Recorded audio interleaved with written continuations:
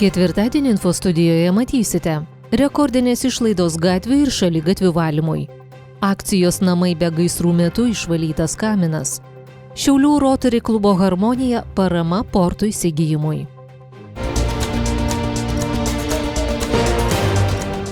Sniego kalnai Šiauliuose vis dar verčia badytis pirštais ir ieškoti atsakingų. Su mažais vaikais prie darželio ar mokyklų klampuojantis tėvai kelia klausimus, kas turi nuvalyti takus ir kelių pakraščius už ugdymo įstaigų tvoros. Ar dar bus nuvalyti kelių pakraščiai, ar jau laukiame atodrėkio? Ugdymo įstaigos savo teritorijose turi nusivalyti pačios, tai yra jų atsakomybė ir pareiga. O teritorijos prie ugdymo įstaigų, tai yra viešos vietos, takai ir gatvės jau taip yra savivaldybės pareiga, kuri yra deleguota per viešojo pirkimo sutartį šiuo metu Ekoservice įmoniai, kurie ir vykdo gatvių valymą ir šaligatvių valymą. Tai taip mes turim nuvalyti. Ar tai yra prioritetas? Atskirai teritorijos prie švietimo įstaigų nėra prioritetas. Gatvės yra suskirstytos pagal lygius, pagal eismo intensyvumą, pagal daugiausia vartotojų turinčias apkrovas ir atskirom zonom gatvės nėra skirstomos. Šiaulių miesto savivaldybės miesto ūkio ir aplinkos skyriaus vedėja Eglė Bružienė paaiškina, kad pirmiausia paslaugų teikėjui pavedama atlaisvinti ir atkasti viešojo transporto stoteles, kad gyventojai galėtų saugiai prie jų prieiti ir įlipti į autobusus. Dėl to kelių pakraščiai šiuo metu nėra laikomi prioritetinė tvarkymo sritimi. Gatvėje sutikti prie sniego išvežimo dirbantis darbininkai pasakoja, jog pluša išsijuosia. Nebėra kur sniego dėti, tai yra pagrindinė priežastis, kodėl jis vežamas, tai yra nėra kur dėti, tai reiškia sustumiami dideli kalnai, kurie užstoja matomumą tiek pėstiesiems, tiek vairuotojams. Tai visų pirma yra eismo saugumo klausimas, o dažnu atveju ir nuvalymo klausimas, nes norint nuvalyti takus, reikia stumti sniegą į gatvę, stumiant sniegą į gatvę, kitos problemos, užpilamos grotelės, užpilamos stovėjimo vietos. Ir natūralu, kad dėl tokio didelio sniego kiekio tiesiog nėra kito varianto, kaip iš aktualių vietų jį išvežti. Tai sniegas yra vežamas ir šiuo metu sandėliuojamas laisvose Šiaulių miesto savivaldybės valdomose teritorijose. Gyventojams kyla klausimas, kodėl jie turėtų mokėti mokesčius pastatydami automobilius raudonojoje zonoje, jei jos nenuvalytos. Taip, tenka pripažinti, kad aikštelės nenuvalytos tokiu spartumu, kokio mes tikėjomės.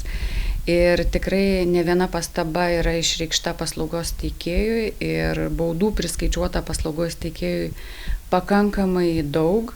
Tikrai lūkestis buvo didesnis, kad aikštelės būtų atvalytos greičiau, geriau, bet tikrai yra tokių vietų, kurios dar nenuvalytos ir vis dar šiai dienai valomos. Aikštelės vieta taip yra mokama, bet tai yra galimybė pasistatyti automobilį. Be abejo, jeigu automobilis nepastatomas, tai ir mokėti nereikia. Tai čia toks sąlyginis, kad aikštelė nenuvalyto, mokėti turiu. Tai jeigu nėra galimybės pasistatyti, mokėti be abejo ir nereikia. Sausio mėnesio šaligatvių valymas kainavo apie 93 000, o gatvių valymas apie 380 000 eurų iš miesto biudžeto lėšų. Pakankamai didelės lėšos, bet jeigu palyginimui metinės išlaidos gatvių ir takų valymui, tarkim, 2023 metais kainavo 2,3 milijono, 2024 2,2 milijono. Pigesnį sezoną turėjom pernai, 2025 metų, kai išleidom tik 1,5 milijono. Tai lėmė šiltos žiemos. Tai šiemet panašu, kad dėl šaltos tokios žiemos turėsim didesnės išlaidas. Tai esam susiskaičiavę, kad nuo sausio 1 iki vasario 23 dienos rangovui mes esam paskyrę 460 vienetų baudų. Tai yra tiek pažeidimų, o kaip žinia, už kiekvieną pažeidimą yra skiriama bauda. Tai realiai mes turim beveik 500 vienetų pažeidimų. Baudos irgi esam nekartą jau minėję, kad jos yra pačios įvairiausios, tai yra nuo 100 eurų iki 1000 eurų už vieną pažeidimą. Tai sumos yra tikrai ženklios ir daugiausiai baudų mes turim skiria už šaligatvių priežiūrą, už gatvių priežiūrą mes turim mažiau, bet šaligatvių priežiūra yra vis dar keblioje situacijoje. Tačiau didžiausias egzaminas miesto tarnybų ir gyventojų dar laukia. Artėjant atodrėkiui pagrindinis dėmesys krypsta į žemiausias miesto vietas ir lietaus nuotekų groteles. Savivaldybė įspėja, nors Šiauliai nėra potvynių zonoje, skęstančių kiemų savininkai turėtų pasirūpinti savo turtų jau dabar, kol sniegas dar nespėjo virsti didžiuliu pavasariniu vandens telkiniu.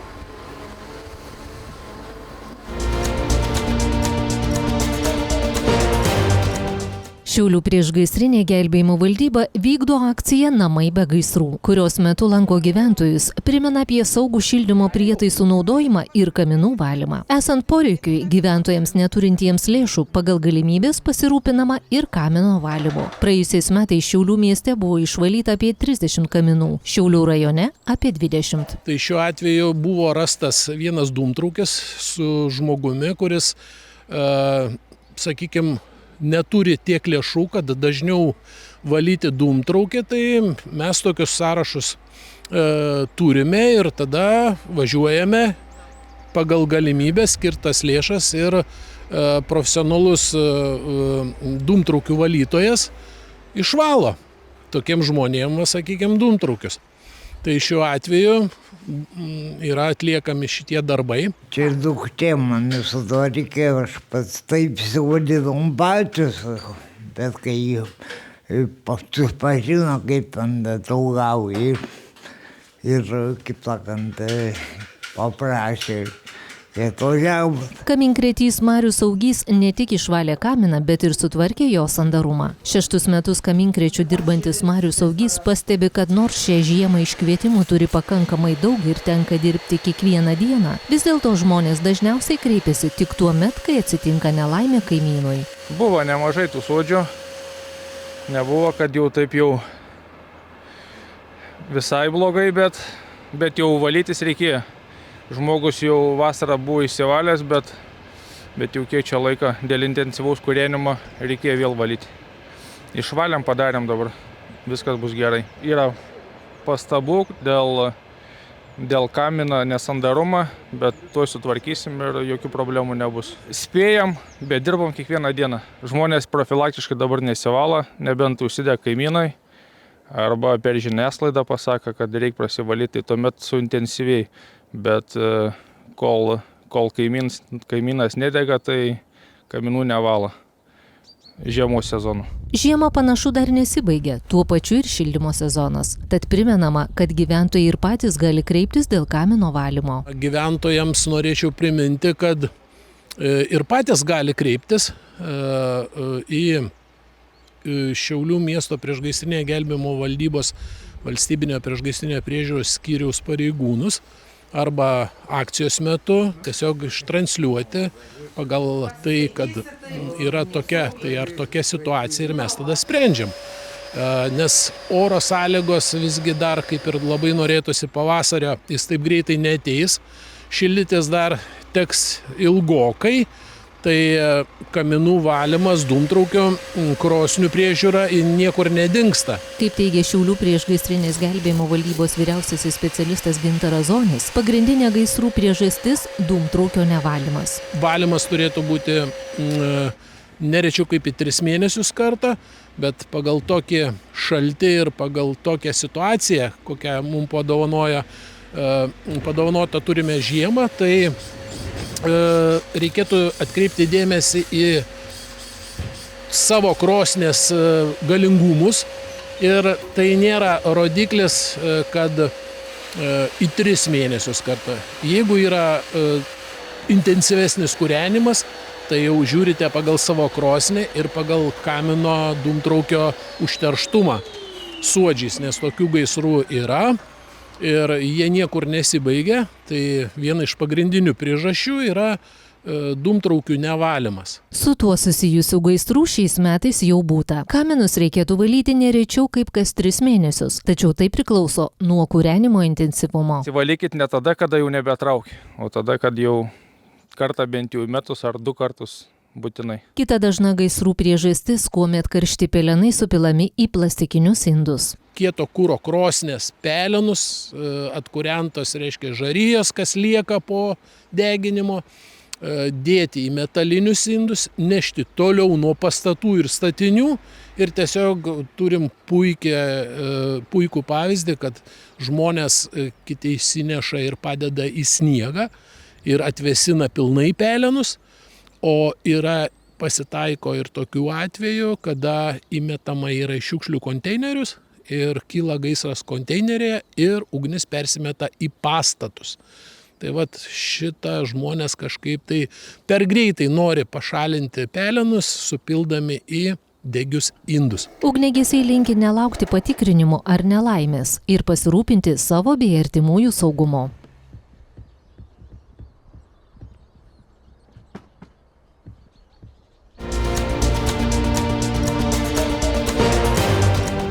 Jau daugiau nei 15 metų Šiaulių Rotary klubas Harmonija prisideda prie onkologinių pacientų gyvenimo kokybės gerinimo. Kasmet organizuojamo kalėdinio paramos vakaro metu surinktos lėšos skiriamos Respublikinės Šiaulių ligoninės onkologijos klinikai, implantuojamųjų centrinės venos kateterių Porta Catch įsigijimui. Šiais metais Šiaulių Rotary klubas Harmonija surinko ir perdavė 9500 eurų paramą onkologinių ligonių gydymui Šiauliuose. Chemoterapiją gaunantiems onkologijos sergantiems pacientams sportai leidžia išvengti nuolatinių skausmingų dūrių į periferinės venas. Vaistai suleidžiami tiesiai į po oda implantuotą rezervuarą, taip apsaugant kraujagyslės nuo pažeidimų, sumažinant komplikacijų riziką ir fizinį diskomfortą. Turint implantą, procedūros tampa trumpesnės ir paprastesnės. Pacientui nebereikia ilgai gulėti lovoje, lengviau derinti gydymą su darbo ar kitomis veiklomis. Tai suteikia galimybę išsaugoti aktyvesnį, oresnį ir savarankiškesnį gyvenimą net sudėtingų ligos laikotarpiu. Labai džiaugiamės bendradarbiavimo su moterų Rotary klubu Harmonija ir tas bendradarbiavimas jau tęsiasi 16 metus. Ir labai pastabu, kad parama, kurią Rotary klubas organizuoja onkologijos klinikai, yra vis auganti.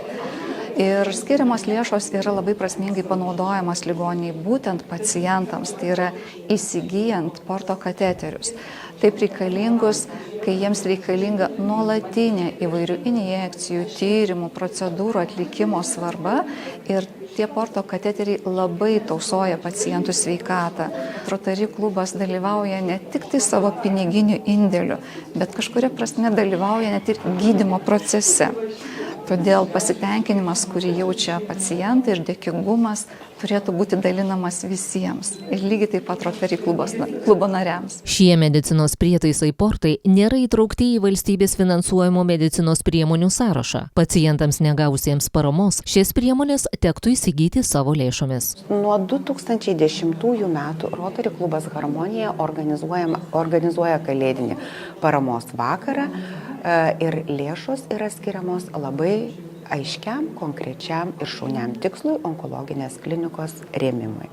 Pirkti Porta Catch kateterius. Nors jie nepratęsia gyvenimo trukmės, tačiau reikšmingai pagerina gyvenimo kokybę. Chemoterapiją gaunantis pacientas gali išvengti labai skausmingų dūrių į periferinės venas, kuomet jos yra žalojamos ir tuo metu, kai yra lašinama chemija ar ten biologinė terapija, tai pacientas gali gyventi laisvesnį gyvenimą, jis gali dirbti, gali užsiimti savo mėgstamą veiklą ir lengviau judėti ir turėti oresnį, aktyvesnį, savarankišką gyvenimą, net ir sudėtingos ligos atveju. Didėjant onkologinių susirgimų skaičiui, chemoterapija taikoma vis dažniau, todėl implantuojamųjų portų poreikis taip pat auga. Tačiau džiaugiamasi, kad Harmonijoje skiriamos lėšų sumos įsigyti portų onkologiniams ligoniams pakanka ir ligoniniai savo lėšomis prisidėti nereikia. Šitas prasmingas projektas tęsiasi, kiek aš atsimenu, visą mano karjerą, dirbu virš 10 metų.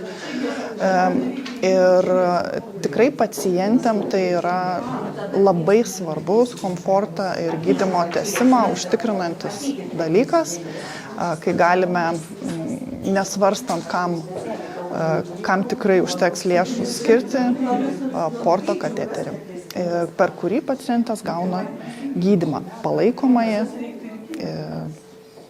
ir po to įvairų kitokį gydymą, kuriam reikalinga venos prieiga. Pacientų skaičius atitinka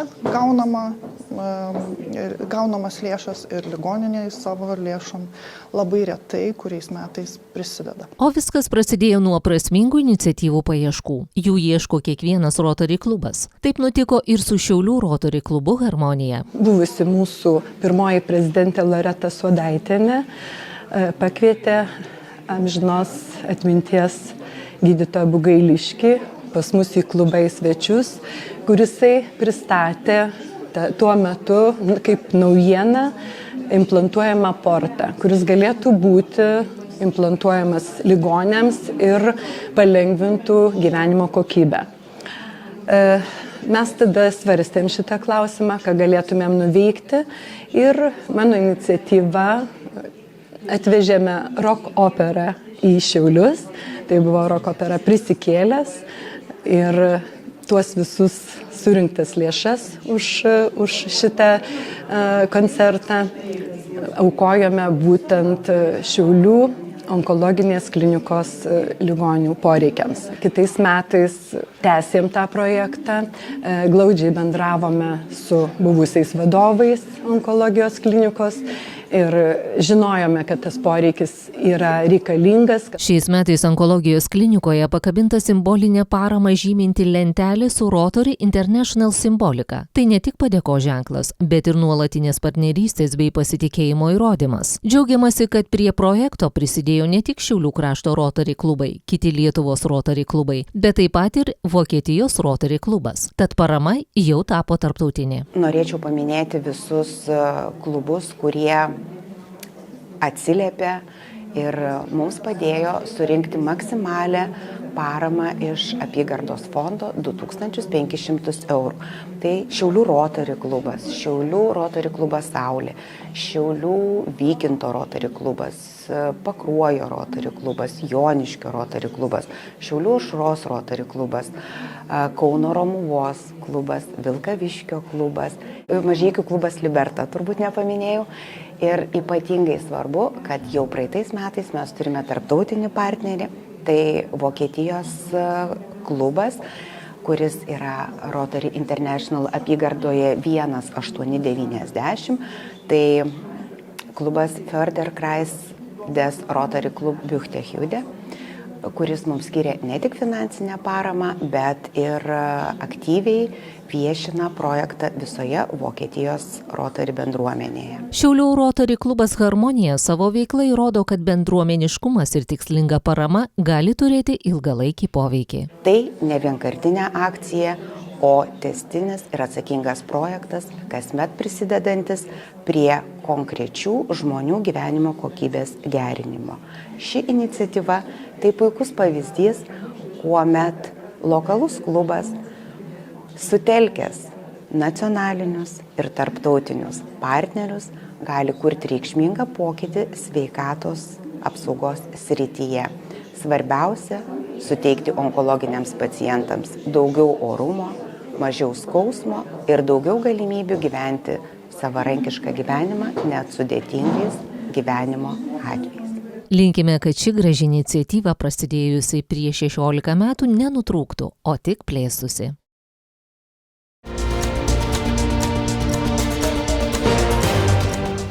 Šiaulių miesto savivaldybės tarybos nariui Jonui Bartkui pareikšti įtarimai vadinamoje čekiukų byloje. Apie tai politikas pranešė savo socialinio tinklo paskyroje, patvirtindamas, kad teisėsauga atlieka ikiteisminį tyrimą dėl galimo piktnaudžiavimo tarybos nariams skirtomis veiklos išlaidų lėšomis 2019-2023 metų kadencijos laikotarpiu. Tyrimą atlieka specialiųjų tyrimų tarnyba, jam vadovauja prokuratūra. Kaip skelbiama, teisėsauga vertina, ar savivaldybės tarybos nario išmokos galėjo būti panaudotos nepagristai. Bartkus viešai teigia esantis pasirengęs bendradarbiauti su teisėsaugos institucijomis ir pabrėžė, kad situaciją vertina atsakingai. Tyrimai dėl galimo nepagristo savivaldybių tarybų narių išmokų panaudojimo šiuo metu vyksta ir kitose Lietuvos savivaldybėse. Norėtųsi, kad jie būtų pateikti. Tytuvėnuose ir aplinkiniuose rajonuose vasario 28 kovo 1 dienomis vyks Lietuvos kariuomenės pratybos. Jas organizuoja Lietuvos kariuomenės krašto apsaugos savanorių pajėgų prisikėlimo apygardos 6 rinktinės 605 pėstininkų kuopa. Pratybų metu pagrindinės ir krašto keliais judės karinės radinės transporto priemonės, tačiau garsiniai šaudmenys ar pirotechnika naudojami nebus. Kariai užtikrina, kad veikla bus vykdoma laikantis aplinkos apsaugos reikalavimų. Gyventojai raginami išlikti ramiais ir supratingais. Karių judėjimas yra suplanuotų mokymų dalis, skirta karių pasirengimui stiprinti.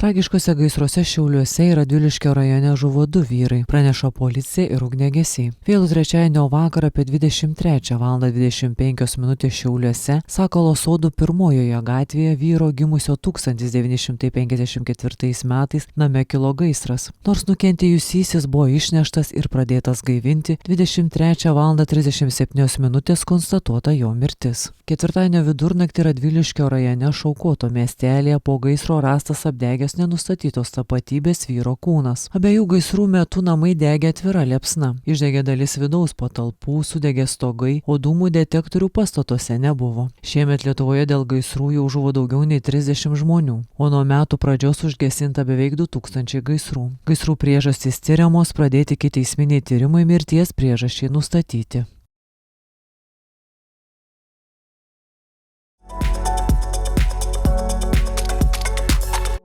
Skaniai, sočiai ir greitai papietauti kavinėje įmanoma. Taip tikina Užeigos Ukrainos skonį savininkė Olga. Barščiai, virtinukai su įvairiausiais įdarais, sotus mėsos troškiniai, rūkytos dešros ir nepakartojami desertai. Visa tai ir dar daugiau jums bus pateikta per 20, daugiausiai per 25 minutės. Jei vėluosime daugiau nei 5 minutės, ypatingas desertas. Užeigos sąskaita. Užeiga Ukrainos skonį įsikūrusi Tilžės prekybos centre, Tilžės gatvė 225. Maistą galima užsisakyti ir į namus ar biurą. Telefonu 06 94 66 916.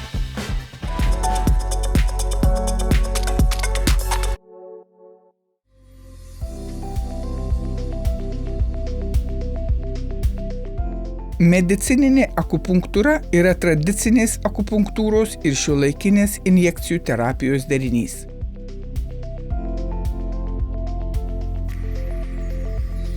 Seldino šiuolaikinės akupunktūros klinikose Šiauliuose, Panevėžyje, Klaipėdoje, Raseiniuose ir Kaune skeleto raumenų skausmų gydymui naudojama medicinos akupunktūra.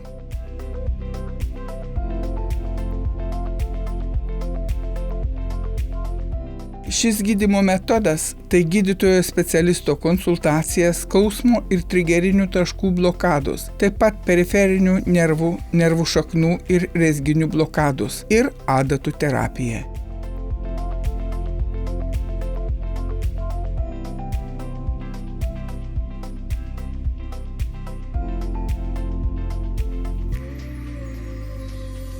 Medicininė akupunktūra puikiai derinama su fizioterapija bei gydymu medikamentais. Tai labai veiksmingas ūmių ir lėtinių skausmų gydymas. Kenčiančius nuo stipraus skausmo pacientus priimame nelaukdami.